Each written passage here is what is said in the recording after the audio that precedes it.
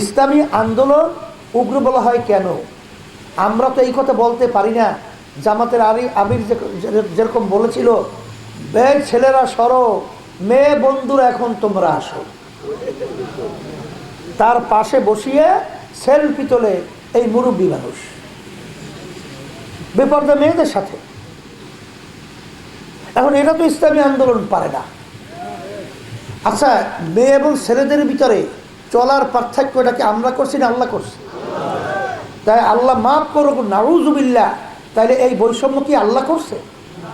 আল্লাহ মাফ করুক, তাহলে ঈমান থাকবে? মেয়েরা মেয়েদের অবস্থানে থাকবে, ছেলেরা ছেলেদের অবস্থানে থাকবে। মেয়েদের স্বর্ণ সবচেয়ে বেশি দিয়েছে ইসলাম। এই জন্য আমি বলবো যে এই ধরনের আচরণ তো আমরা করতে পারি না। আমি আমার ভাইদেরকে বলবো, আপনার হাতীবান্ধা এবং এই পাটগ্রাম আমাদের যে প্রার্থী দেওয়া হয়েছে, সেই প্রার্থী আপনারা চেনেন, জানেন, শোনেন। আপনাদের প্রিয় মানুষ মুফতি ফজলুল করিম শাহরিয়ার, আমরা তাকে দিয়েছি। যদি আজকে আমরা এই পথ পরিবর্তন করতে পারি, আমার মন বলছে অল্প দিনের ব্যবধানে আল্লাহর রহমতে আপনাদের ভাগ্যর পরিবর্তন আল্লাহর রহমতে করবে। আপনাদের মুখে হাসি ফুটবে।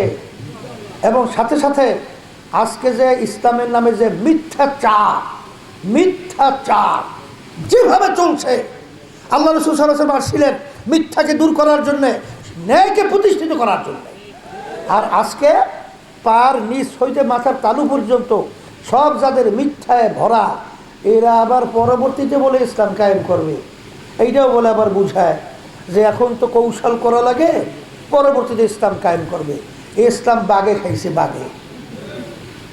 ওই ইসলাম কোনোদিন আর ইসলাম হিসেবে আসবে না। এরা সম্পূর্ণ একটা ধোঁকাবাজি কথা।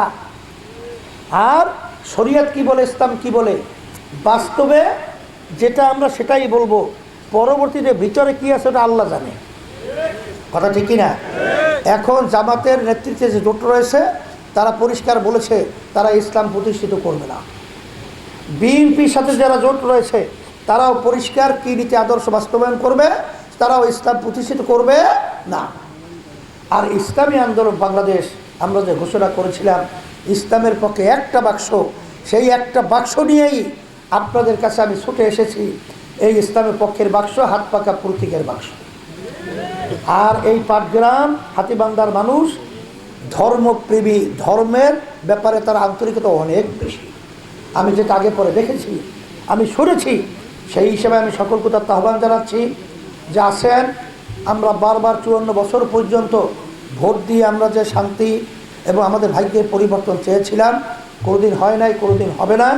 এই জন্যই নীতি আদর্শ যদি আমরা ইসলামকে সামনে আগিয়ে নিতে পারি, এগিয়ে নিতে পারি, তাইলে আল্লাহর রহমত আমাদের বাংলাদেশের মানুষের মুখে হাসি ফুটবে, মানুষ স্বাধীনভাবে বসবাস করতে পারবে, আর এই দেশ রক্ষা হবে, স্বাধীনতা বাস্তবায়ন হবে।